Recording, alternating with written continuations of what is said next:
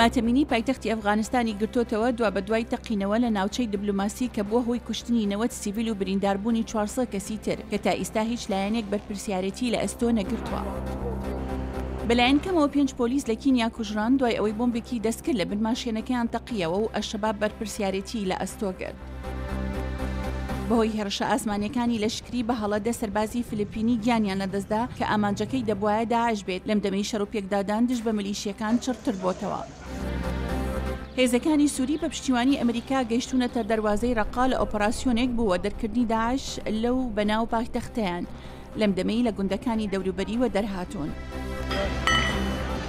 ژیانیش گەڕاوەتەوە خۆرئاوای مووسڵ لە عێراق دوای ئەوەی هێزەکانی عێراق داعشیان لێوەوە دەرهێنا لەو ناوچانەی لەوەتەی ساڵی 2013 داگیریان کردبوو.